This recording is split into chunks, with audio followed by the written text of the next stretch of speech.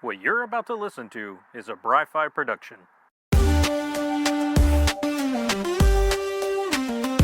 Yo, it's Bry-Fy coming live through your Wi-Fi. One-man show, but I'm feeling like a sci-fi. Comic books, video games, catching them all. Pokemon cards stacked, yeah, I'm ready to brawl. From Marvel to DC, I break it all down. Nifty nerd news, got the geeky rundown. Pop culture hits, movies and shows. I stay in the know while the fandom grows. So plug in, tune up, press play, let's ride. This is the Bry-Fy, baby, welcome to the vibe.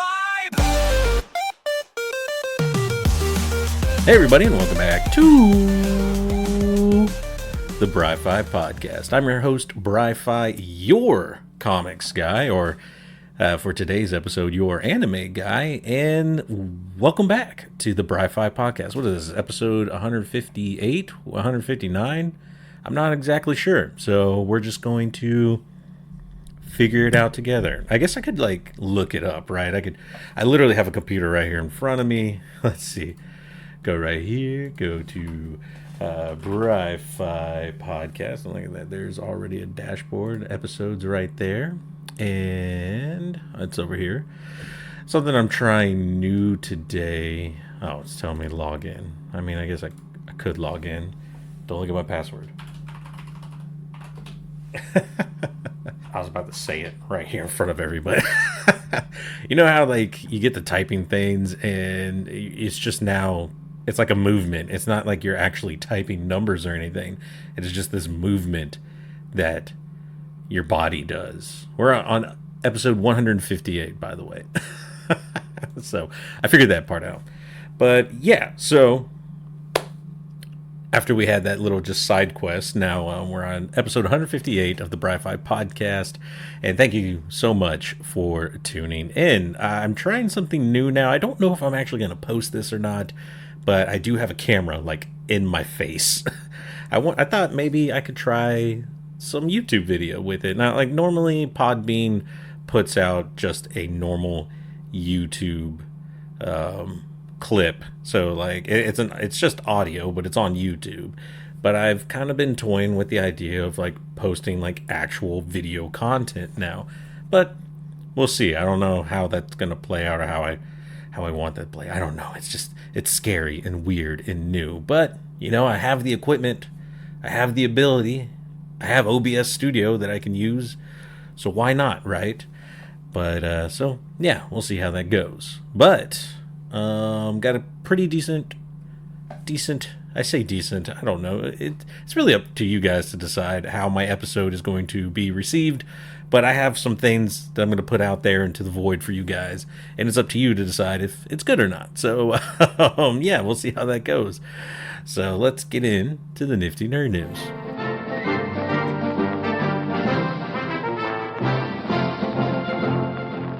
All right, guys, up first in the Nifty Nerd News. This year is the year of anniversaries. We have the Pokemon 30-year anniversary, which has everyone really hyped and really excited. And the other big anniversary this year is it's the 40th anniversary of Hasbro ruining childhoods all over the world with the death of Optimus Prime. The Transformers the movie came out 40 years ago this year, and what's been funny, and I've seen on my TikTok and everything, is that TikTok has been doing a celebration, and basically they've announced the Transformers the movie The Apology Tour. And it's, for the 40-year celebration of the Transformers movie. I guess they're going to be playing the movie again in theaters. It sounds like there's going to be a bunch of cool events, Transformer-themed events happening this year. Hasbro's putting out 40th anniversary toys that are coming out, so a whole bunch of stuff. What I really enjoyed, though, were the TikToks that have been coming from Hasbro and the Transformers official site. It's just been a lot of fun.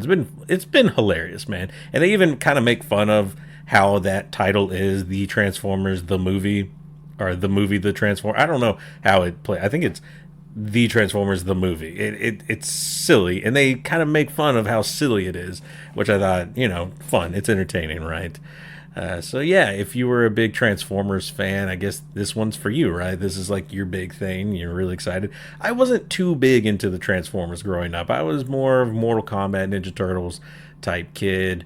I mean, I did like, what were they? The Beast Transformers, the Beast Wars or whatever. I think I had some of those, and that was pretty much it. But I was never too big in the Transformers franchise. That bug never really bit me, because the next bug that we're going to talk about was the one that really took over my childhood and my life, and that was Pokemon.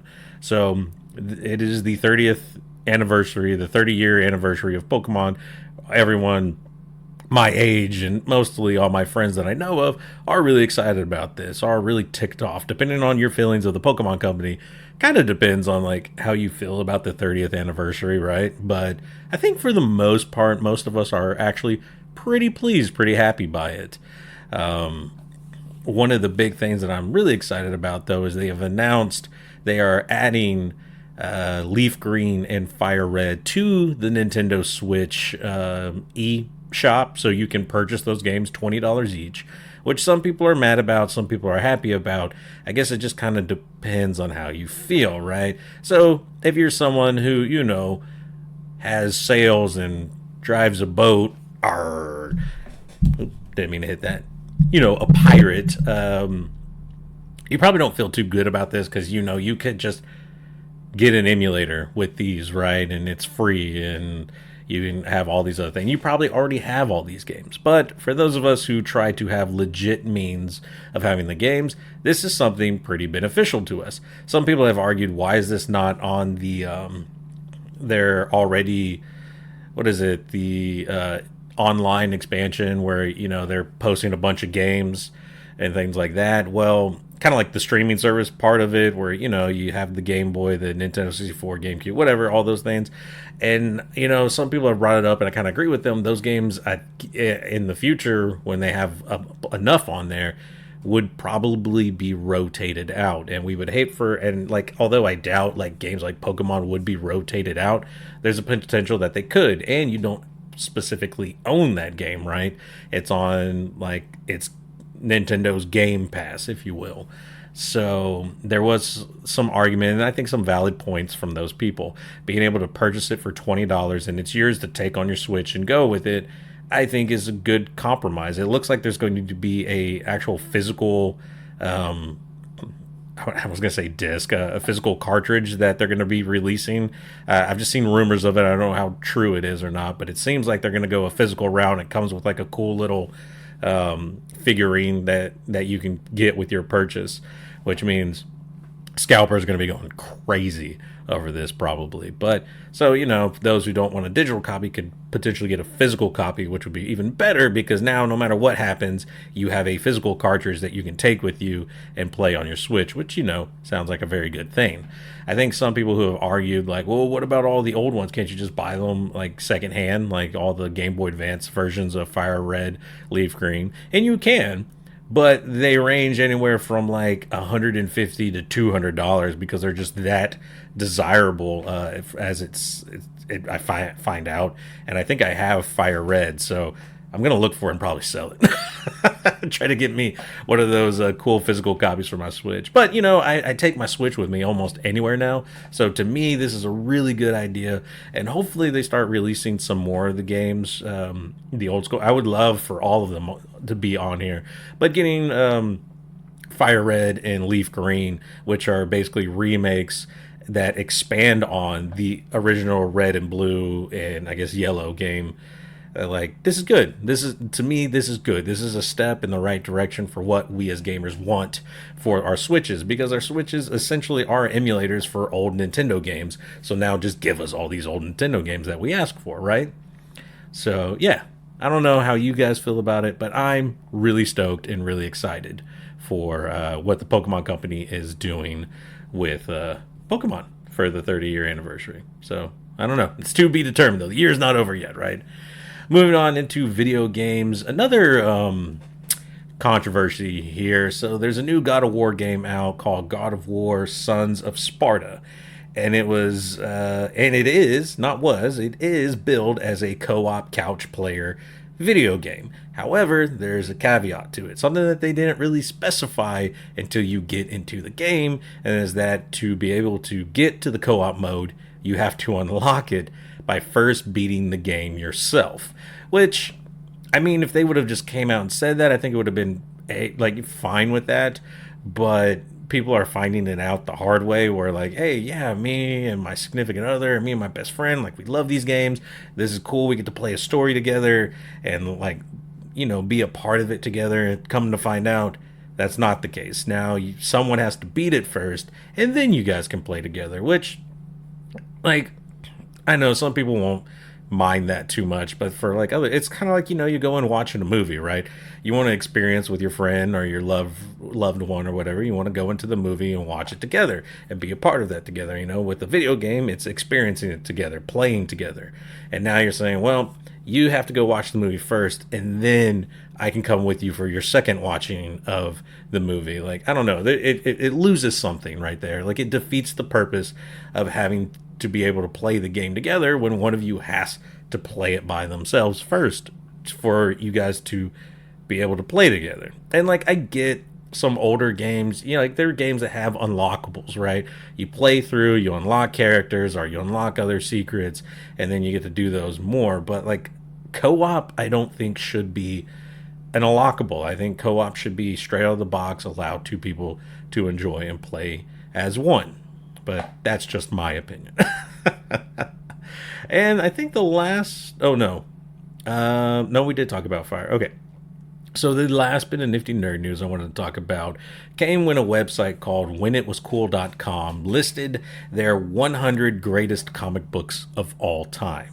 And they did this by looking at a ton of 100 greatest comic book lists and kind of curating it and trying to say, okay, well, like, I guess giving them points. Like, hey, this comic enters the number one spot X amount of times, it gets this many points. This one enters X amount of times, it gets this many points. The way I would have done, if you have a top 100, the number one book gets 100 points, right? And then it just, goes down from there. The last book number 100, only gets 1 point. Or I guess 1 point, right? And so, like, that's how you do it. So 100 points, 99, and, you just go, I don't know how many lists, top 100 comic book lists there are out there, but there's a bunch. Do I know how whenitwascool.com did their list? No, they did post on how they curated it and came up with it. That was a lot of data points I didn't want to read. I just wanted to see what they came up with as their top 100 comic books. And so I decided, like, do I agree with this, right? Like, let's take a look and see. I'm not going to go over all 100. We'll go through the top 10, and then I'll have some honorable mentions that made it onto the 100 list and their spots. And you can decide, hey, do I agree? Do I disagree? Whatever. Let's get angry together, basically. So at number 10, they have the Marvels by by Kurt Busiek. Number 9 was Saga of the Swamp Thing by Alan Moore. Number 8 was All-Star Superman by Grant Morrison. Number 7 was Preacher by Garth Ennis. Number 6 was Why the Last Man by Brian K. Vaughan. Number 5 was Fables by Bill Willingham. And Fables is a really cool book if you haven't read it. That's like kind of like all the Disney characters and like the original Fables they're based off on, and they live in New York City, and it is gritty and terrible. But it's pretty cool. Kingdom Come, I think I've talked about that book here before, by Mark Waid. The Watchmen by Alan Moore. I think everyone knows The Watchmen and is pretty familiar with that and the movie, at least the movie, if not the original source material. Neil Gaiman's The Sandman ends up a lot in that number 2 spot. And the number 1 comic book of all time from whenitwascool.com is Batman The Dark Knight Returns by Frank Miller, which is a good book, don't get me wrong. I don't know, man, I read a lot of comics, but I don't read a ton of comics, so I can't come up with a good top 100 list at all. I would look at a lot of them. Do I like the Batman? Would that be my number 1 comic? Probably not. But not that it's not a good book. To me, that's probably not one of my top ones. I don't know if I would pick any of these books as like my personal top comic book. They're all good, don't get me wrong. I've read, maybe not to completion, all these books, but I've read all of the top 10 and I've enjoyed them. But I don't know if I would call them my top 100 or my top 10, but whatever. One of the books that would enter my top 10 and just missed out, it was number 11 on the list, was Mouse by Art Spiegelman, which is Mr. Spiegelman interviewing his father about the Holocaust, and it's told in a very interesting way where characters are portrayed as different types of animals, and it's a retelling of the Holocaust and how his father survived and the horrors that he saw. And it's not so much just being in the camps, it's everything that led up to that, so it's a great historic piece that shows kind of like the downfall of society and how things escalated and how once neighbors and friends turned to people you couldn't trust and enemies. And so it's a very good book. This would be in my top 10 for sure. So I mean, the fact that it made it to number 11 on the list, pretty good, right? Number 15 was Bone by Jeff Smith, which is this awesome I guess you would call it like a children's graphic novel. Really cool, really cartoonish artwork, but really good storytelling. I really enjoy the issues that I've read of Bone, and I find them funny and informative. They have a lot of good lessons in there. Number 20 is The Walking Dead, which I was shocked to see so low, by Robert Kirkman. I thought, I don't know, I thought, with the television show and the movies and all of the merchandise that you see, it would be higher on the list, but it wasn't. So kind of a shock, but I don't know if I would have it in my top 10. I think it would be really close to my top 10, closer than number 20 for sure. This would definitely be in my top 10, if not my number one, Saga by Brian K. Vaughan. So one of Brian K. Vaughan's books made it to the top 10, Why the Last Man. I would argue Saga being at number 28 is criminal. Saga should definitely be way higher on this list. It is a fantastic story. I don't know why it's so low. Maybe because it's really adult. Like, there are some really outrageous adult things that happen in this comic, almost for gags and almost for just the shock factor of it all. Maybe that's why it's so far down on the list, but the story itself is absolutely fantastic. The artwork in it is stunning. Maybe it's the delays, that like the hiatuses that happen all the time for Saga is why it's so low. But honestly, 28 to me is criminal for Saga. It should be much higher. We skip all the way down to number 50 for another iconic comic book, in my opinion, which is Civil War by Mark Millar. Great Marvel comic book that pits the heroes against each other. It's like the Hero Registration Act, which I thought was a really good story, really interesting. Moving on, number 65, which is another Robert Kirkman book, Invincible, which I was shocked that it was way down at 65 as well. Invincible is like a really interesting retelling of the superhero genre, right? Things don't go how normal superhero books go. Maybe now, like, over time, it's not as shocking, I guess. Maybe like when it first came out, it was very shocking and very interesting and very different. And now it's just kind of like, well, everyone's doing similar things now, or heroes are bloodier now and things like, I don't know. But at 65, I was pretty shocked. But hey, you know what? At least made it to the top 100. Another book that I'm excited made the top 100. I didn't expect to see in this 100 list, but it did. And that's at number 85, Superior Spider-Man by Dan Slott. What's funny is when it first came out, there was a lot of hate for Superior Spider-Man. And I think it was because they killed Peter Parker, right? Doc Ock takes the body of Peter and tries to be a better Spider-Man. Lives through his memories and everything, and it changes Doc Ock. Doc Ock doesn't want to be evil anymore. He wants to be good, but he still has like evil tendencies that live inside him. So he's trying to fight through those, which is funny. But I thought it was a really fantastic story, and where that character starts to where he ends, he truly learns what it means to be a hero and to make the sacrificial play, kind of like, Captain America says to Tony Stark. It's like his Tony Stark journey to becoming a true hero, right? And it ends in such a great way. And of course, I think a lot of people remember the line when Peter Parker, spoilers, when Peter Parker comes back, and his first line to the Green Goblin is something that the Green Goblin immediately recognizes only only the real Spider-Man would say something like this. This is not Doc Ock anymore. This is the guy that I hate. And it's so funny because now, like, Green Goblin completely, like, nopes out of there. Like, nope, this is not what I signed up for. This is not how it's going to go. I got to get out of here. And so it was really funny, really interesting. And I really loved that story. Number 93 on the list, another one of my favorites, Hawkeye, My Life as a Weapon, by Matt Fraction. So Matt Fraction's run of Hawkeye, the entire run is fantastic. I think they were just talking about like the first 5 or 6 issues of the Hawkeye series. But like Matt Fraction's run on Hawkeye to me is phenomenal. And there are a lot of great issues beyond My Life as a Weapon that should be highlighted. I've been reading through it now. I have my collector's edition of it, which was like, I think like $14, 14 or 15 bucks. And it's Matt Fraction's entire run, and it's fantastic. I love every bit of it. Happy to see it in the top 100. And then number 95 was Tom Keen's The Vision series, which is another absolutely fantastic look at a character, The Vision, and him trying to live a more normal life as, you know, a sentient robot thing, android person. And it goes about how you expect it.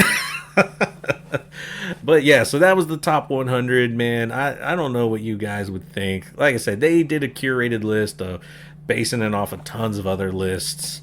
I don't know how I feel. Like I said, all the ones in the top 10 are books that I've read and I have enjoyed, but I would put Mouse above those in my opinion. I think these are opinions, right? So this doesn't mean everything. Everyone's got different takes, but I have strong feelings about Mouse, Saga, Superior Spider-Man, Hawkeye, and even The Vision. I don't know if The Vision would make it to the top 10, but it would be very damn close in my list. I don't know if I could come up with a list of top 100 comics. I read a lot, but I also read way more Marvel than I do DC and any other independent books. So it oh, you're welcome, RJ. Sorry, I got him milk, and he was telling me thank you. He's the best. But yeah, so that's it for the nifty nerd news that I have for you guys this week. Stay tuned, because coming right up next, we're going to talk about the thing that I wanted to review, and it's an anime. This is the Bry-Fy, baby, welcome to the vibe.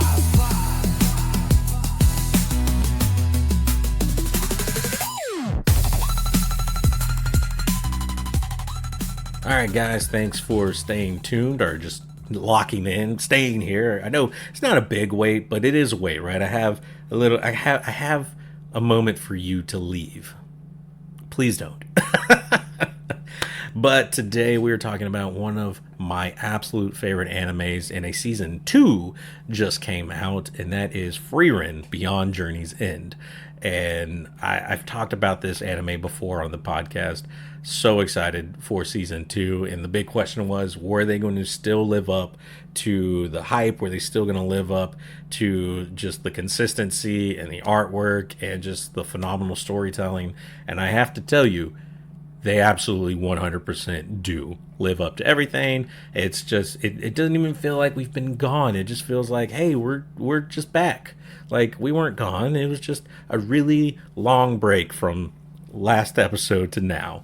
And everything's just so fantastic. If you have not watched Frieren, how dare you? But also, you really need to.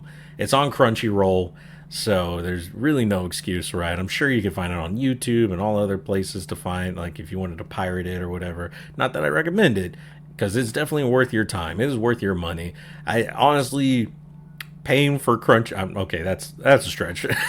Like, the Crunchyroll payment is worth Frieren alone. No, okay, but yes, I would argue, like, Frieren is something that I probably want to buy the DVDs for if I could find them. They're not just, like, out and about in my normal stomping grounds of Walmart, Target, Barnes & Noble, and I haven't seen them at any local comic book or card shop that I've been into, so. But Frieren has this uncanny ability to make you feel nostalgic for something that you never specifically experienced. Although that's kind of the point. It's Frieren, who's an elf, is going on another journey. Like, she went on a journey with the heroes party, and they defeated the Demon King, and the party disbands at the end of it, and the rest of the party grows old because there was two humans, a dwarf, and her, the elf. And it's Frieren kind of realizing that, life is important, time is fleeting, and all these memories and moments that she didn't take the time to realize how much she treasured them in those moments is now realizing how much those moments truly meant to her. And when she loses people that she cares about, or that she realizes she cares about, because, elves have a real interesting concept of time because they live for thousands of years, where humans live for tens and maybe 100 or more if they're lucky, but tens of years, right? And so it's so beautiful. And like when she realizes her humanity in a way, and now that she's going on this new adventure, one to try, I believe, I'm trying to remember because it's been a while since I watched the first. It's the journey to go to basically the demon realm, or the land that the demons hold, to visit the land of the dead, or a place where they are able to speak with the dead, because she wants to speak with the hero Himmel one more time and talk to him. And this is part of the nostalgia thing, right? And so she, another sorceress, wizard, whatever you want to call her, named Fern, and a warrior named Stark, they go on a journey. And Fern and Stark are actually apprentices of two other members of the heroes party, so there's connection there, and they get to talk about their times with their masters, who Frieren knew through her journeys, but gets to see them through new light through her new companions' lives. And like I said, it's kind of like getting together with your friends, after your 10 or 20 year anniversary, or like high school reunion, right? Which I'm coming up on my 20-year high school reunion, which is crazy to think about. But it's like you and your friends getting together and maybe going out and having like an adventure, but then recounting like the things that you learned from past adventures growing up and things like that. It's such a millennial anime, and it's like right in my wheelhouse. It's perfect for me. And what's great about it is it's not overly exciting. There are amazing, phenomenal action pieces in this anime. The artwork is fantastic and the action is really great, but that is not the focal point of this story. Like it is a part of it, but it is not the focal point of this anime, Frieren. It is very much the conversations and the bonding and the nostalgia of these characters that really make this story.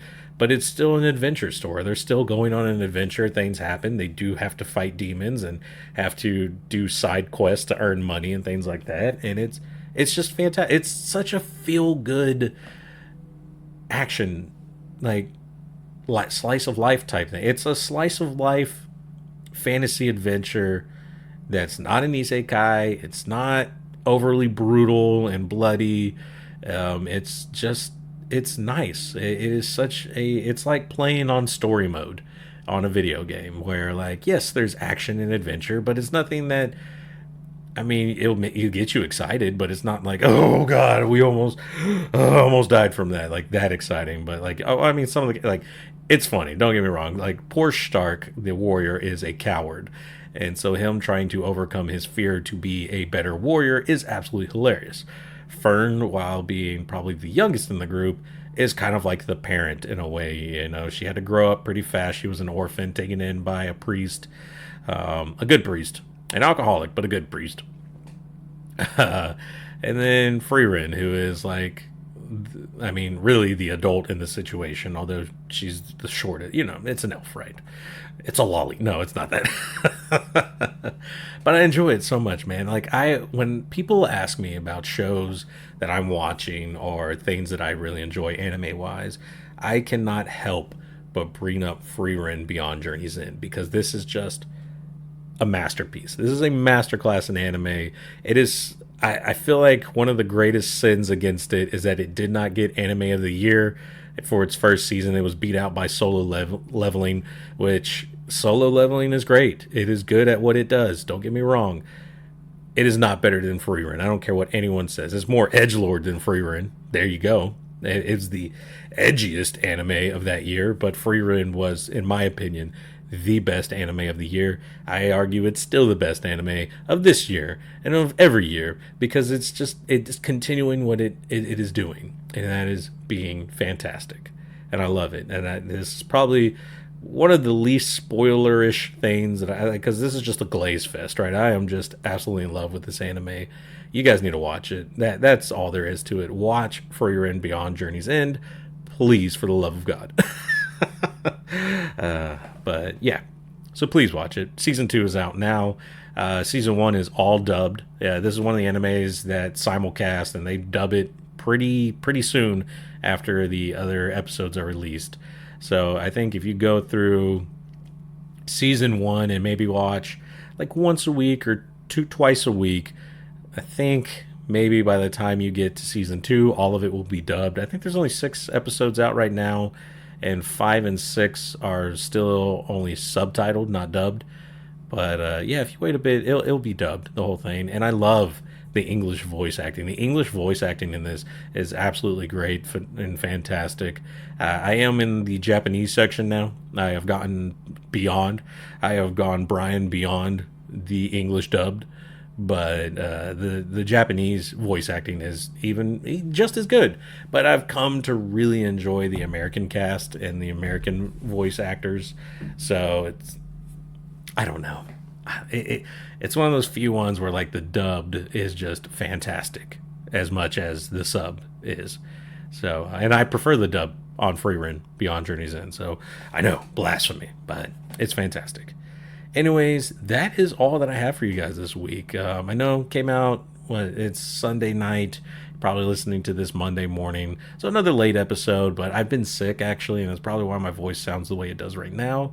Also, I'm back home. I'm in the studio. I'm not on the road. I tried doing music, like my intros and outro, with the phone app recording, the Podbean phone app recording, and that went absolutely horrible. I apologize for your ears, for anyone who was there listening to it, because I went back and listened to it, and oh my God, I thought my eardrums were going to explode. I had to immediately pause it because I was like, dear Jesus. But no, back behind the big mic, the big boy mic, so things are a lot calmer, a lot more peaceful. So thank you guys so much for listening. Please don't forget to like, subscribe, and reach out to me. All my social medias are at Bry-Fy Podcast. That's Bryfy Podcast. You can also follow me on Twitch, where I stream or open cards or just kind of chat. And that's the Bry-Fy, twitch.tv/the Bry-Fy. And then you can always email me or anything, Bry-Fy at hotmail.com, or I guess it's Gmail now. I don't know. When I started it, it was hotmail.com. I think it automatically switches over to Gmail. Just find me, Bry-Fy Podcast, everywhere. Thank you guys so much, and we'll see y'all next week. Bry-Fy out.